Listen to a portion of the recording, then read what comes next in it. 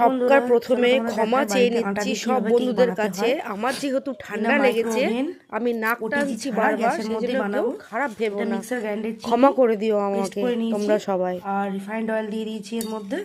এটা বেশ করে ফেটিয়ে নেব। কাজের মেজারমেন্ট হচ্ছে এটা, আমি কাপ দিয়ে মেপে নিই।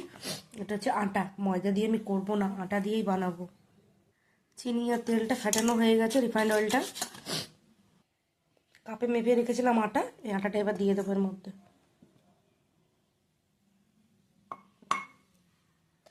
বেকিং পাউডার আর বেকিং সোডা, একটু ভিনিগার দিয়েছি, তোমাদের দেখানো হয়নি। এটাকে প্লিজ ক্রিমি টেক্সচার আনতে হবে, আর একটু ফেটাতে হবে এটাকে।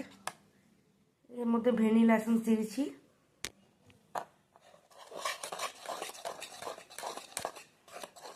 এই যে ব্যাটারটা আমার পুরো রেডি হয়ে গেছে। এটা যে কেউ খেতে পারবে, এই কারণে ডিম ছাড়া, তার জন্য। আর বাচ্চাদের তো খাওয়ানোর জন্য আরও বেশি ভালো, হেলদি খাবার, আটা দিয়ে যেহেতু। এই যে সিলভারের বাটিটার মধ্যেই আমি বসাবো কেকটা। এই যে বাটিটার মধ্যে তেল দিয়ে একটু আটা লাগিয়ে নিয়েছি, যাতে কেকটা লেগে না যায়।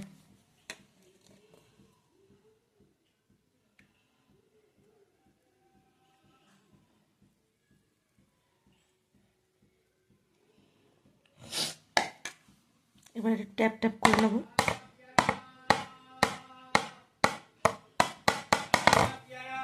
যেহেতু আমি মাইক্রোওভেন নেই বললাম, মোটিজিও নেই, বড় একটা গামলির মধ্যে স্ট্যান্ড থাকলে স্ট্যান্ড দিয়ে বা কোনো একটা টিফিন বক্সের ঢাকনা দিয়ে বসিয়ে দিতে পারো। আমার স্ট্যান্ডটা আপাতত খুঁজে পাচ্ছি না, খুব আর্জেন্টভাবে যেহেতু করছি আমি। এই যে এবার বসিয়ে দিলাম, এরপরে ঢাকনা লাগিয়ে দিলাম। তো বলা হয়নি বন্ধুরা, আমি চালনিতে করে চেলে নিয়েছিলাম সব কিছু, তারপরে সব মিক্সড করেছি। ওই ঢাকনাটা সেটিং হয়নি, এটা দিলাম। 30 থেকে 40 মিনিট পর তোমাদের সঙ্গে দেখা হচ্ছে আবার। এই যে আমি হ্যান্ড ব্লেন্ডারটা বার করে নিয়েছি, আমার বাটি নিয়ে নিয়েছি, ট্রপোলেটের ক্রিমটা নিয়েছি, ক্রিমটা বিট করে নিই। এই যে ক্রিমটা আমি ঢেলে নিয়েছি, বিট করব। তুই কী করছিস? সব ছিটিয়ে মিটিয়ে দিয়ে লাগছে লাগছে লাগছে।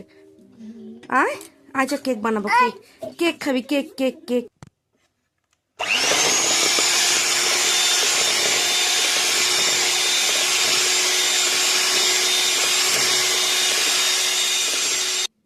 দেখো ক্রিমটা আমার পুরো বিট করা হয়ে গেছে।